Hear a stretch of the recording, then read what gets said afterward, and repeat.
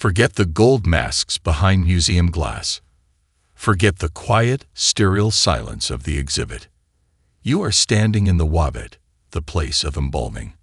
And it is not a temple. It is an industrial facility. The air here is heavy, choking you with the dust of natron salt and the overwhelming, cloying sweetness of burning frankincense. It is a desperate attempt to mask the biological reality of what is happening in this room. The Egyptian heat presses down on you, magnifying the stench of organic decay. Look down at your hands. You are gripping a blade of chipped obsidian, darker than the night sky. Beneath your hands lies the Pharaoh. Yesterday, this man was a living god, the untouchable avatar of Horus. To look upon him was a privilege. To touch him was death. But today, he is a silent vessel waiting for processing. You are a priest, but your work is not prayer. It is pathology. You face a terrifying paradox. To save this god's soul, you must desecrate his body. To grant him the afterlife, you must dismantle him here in the present. You position a metal hook against the royal face. You know what comes next. The barrier of the skull must be bypassed. The soft tissue within must be extracted. You tighten your grip on the obsidian knife, hovering over the divine abdomen. You are about to make an incision into the skin of a deity. This was not the peaceful slumber history books sold you. This was a violent, methodical disassembly of a human being. Welcome to the true cost of immortality. Cinema has trained us to view this process through a sanitized lens. The movies depicted mummification as a mystical, candlelit ceremony performed by high priests in pristine white linen, chanting incantations in the shadows of a golden temple. It was presented as clean, magical, and serene. The historical reality bore little resemblance to this fantasy. These were not sacred temples. They were industrial processing plants. Embalming workshops were strategically located near the Nile, not for scenic beauty, but for practical necessity. They required massive amounts of water to wash away the biological waste. These sites were loud, chaotic, and permeated by the stench of sodium carbonate and organic effluvia. Furthermore, the high priest, the one you see in the films wearing the mask of Anubis, rarely dirtied his hands with the initial violence. The Egyptian social hierarchy demanded a scapegoat for the physical act of cutting a god. This task fell to a lower-class worker known as the Paraschist, or the Ripper. The Paraschist occupied a strange, cursed space in society. He was paid to perform the necessary incision, but the moment his obsidian blade sliced the pharaoh's skin, the ritual theater turned against him. By law and custom, he had committed a crime against the divine body. Historical records suggest that immediately after the cut, other workers would ritually chase him, sometimes throwing stones, symbolically punishing him for the murder he was hired to commit. And regarding the famous 70-day duration of the process, that was not 70 days of prayer. It was 70 days of desiccation. The body was packed in dry natron salt, effectively dehydrating the tissue to halt decomposition. It was not magic. It was a race against biology. They were essentially curing meat to ensure it outlasted eternity. To understand the brutality of the process, you must first understand the theology that demanded it. The ancient Egyptians believed the human soul was a fragmented entity, consisting primarily of the K, the life force, and the Be, the personality.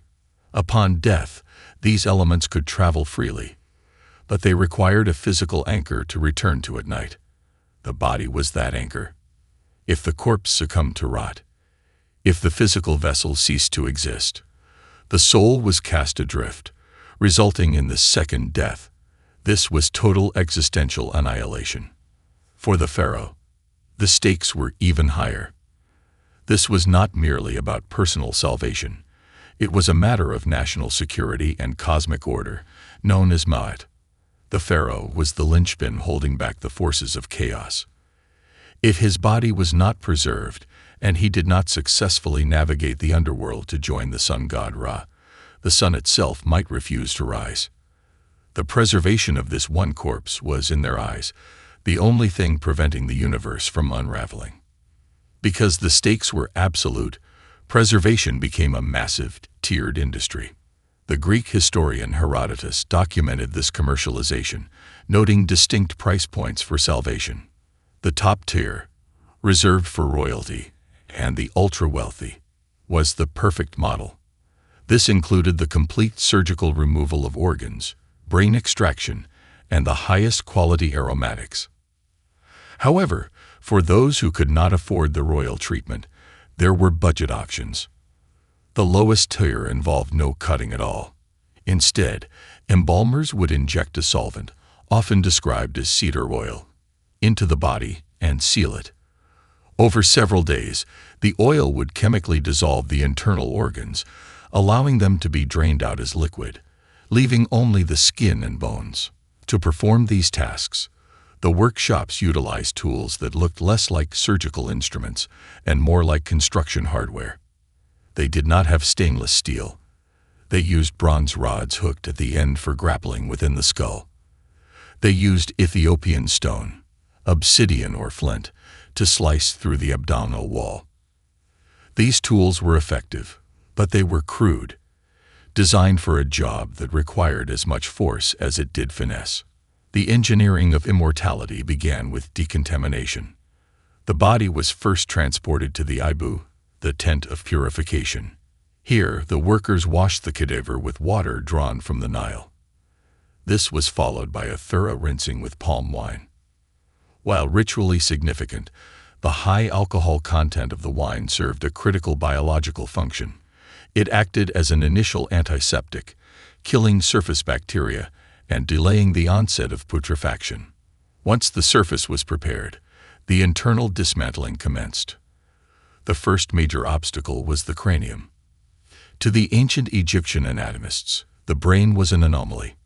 Unlike the heart, which they believed to be the seat of intelligence and emotion, the brain was viewed as a marrow-producing organ of little significance.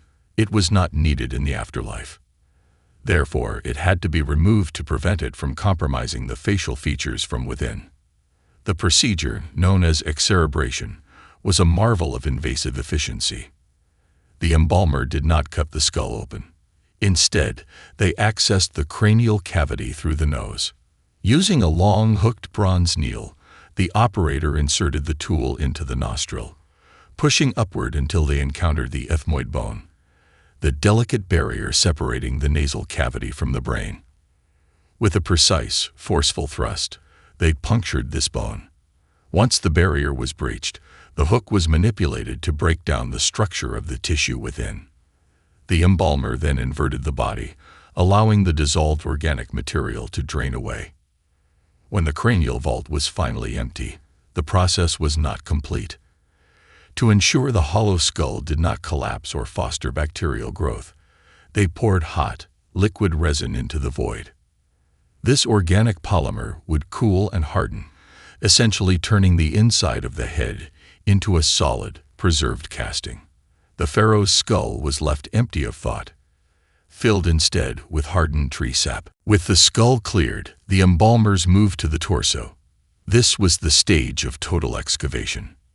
The operator, using the obsidian blade, made a precise incision along the left flank of the abdomen. This was the gateway to the body's core. Through this single opening, the operator's hand entered the abdominal cavity to begin the systematic extraction of life. This was not a chaotic disembowelment.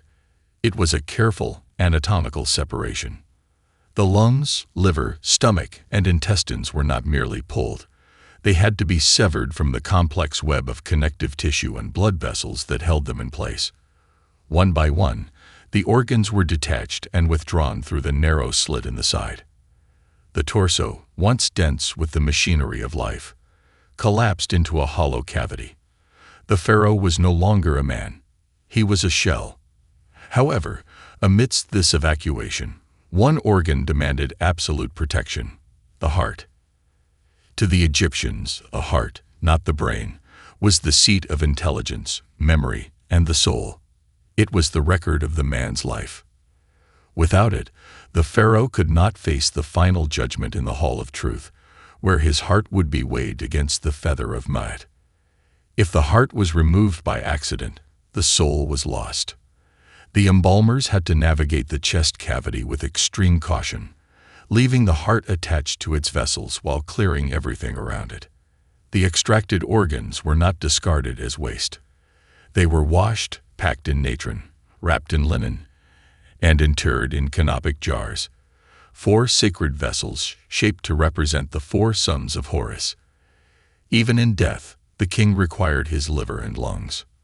But archaeology reveals that this procedure was not always perfect.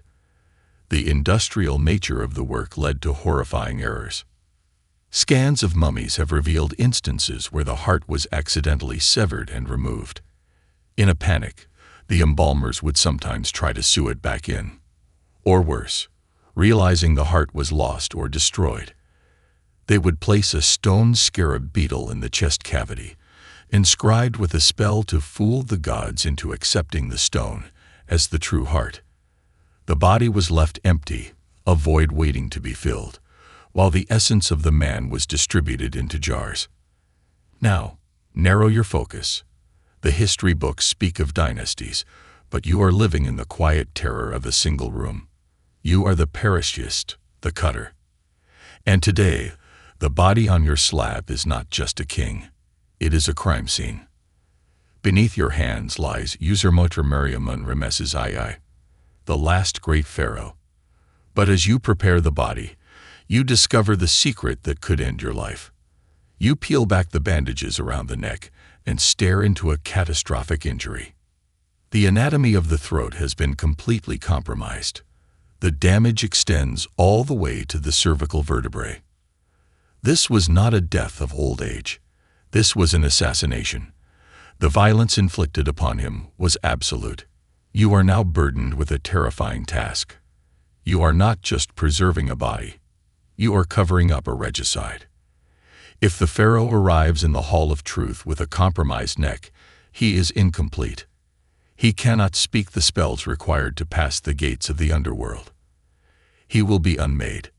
You must become a sculptor of flesh. You take thick wads of linen, soaked in resin.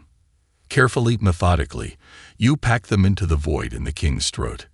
You are not healing him. You are filling a structural deficit. Layer by layer, you rebuild the architecture of his neck, smoothing the skin over the linen packing until the wound is invisible. You are sculpting a lie to fool the gods themselves. The fear in the room is palpable.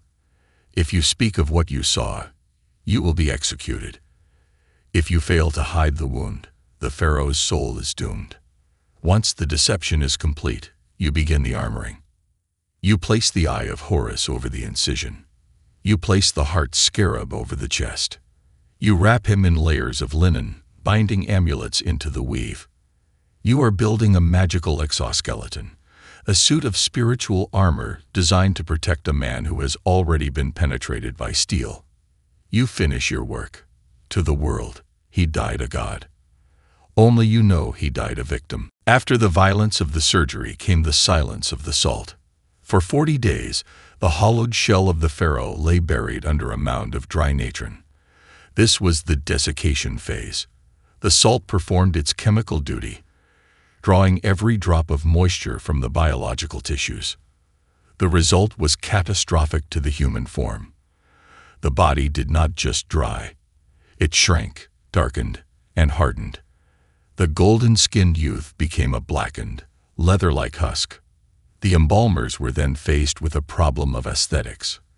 The thing on the table no longer resembled the king. To restore his majesty, they turned to techniques that can only be described as taxidermy.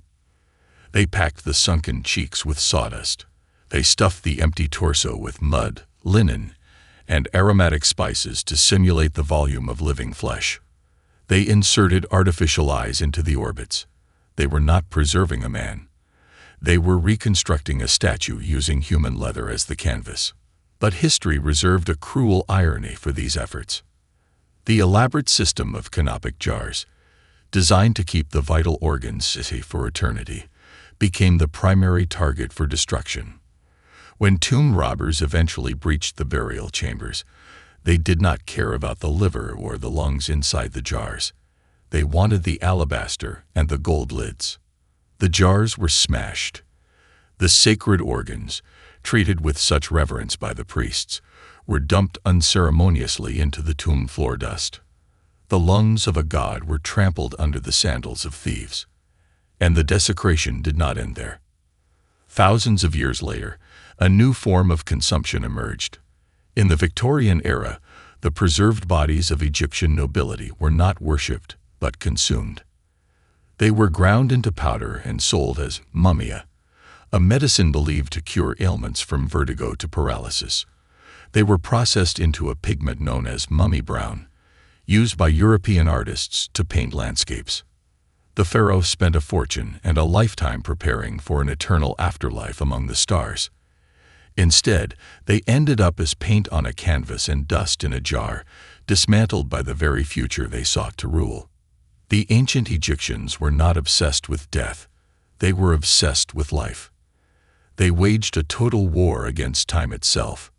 They believed that if they could just hold on to the physical machinery, if they could pickle the liver, dry the skin, and preserve the heart, they could anchor the soul to this earth forever. In a haunting way, they succeeded. 3,000 years later, we can still look upon the face of Seti I. We can see the hair of Queen Tai. We can analyze the DNA of Tutankhamun. They defeated the rot that claims the rest of us. They cheated biological erasure. But there is a cruel irony in their victory. They hoped to wake up in the field of reeds, ruling over an eternal paradise. Instead, they woke up in glass cases in London, Cairo, and New York. They are surrounded not by gods, but by tourists. They are preserved, yes, but they are prisoners of their own success, museum curiosities rather than living deities. When we look back at the obsidian blade, the bronze hooks, and the industrial slaughterhouse of the wabet, we shouldn't just see gore. We should see desperation. Every incision was an act of defiance. Every cut was a refusal to let go. The embalmer's knife was a terrible, violent instrument, but it was wielded with love and fear, a desperate, bloody attempt to deny death its final victory. The bodies remain. The silence remains. And if you listen closely, the history is loud. If you want to uncover more dark truths buried beneath the sands of history, subscribe to the Scarlet Archives. The dead are speaking. We are just here to listen. See you in the shadows.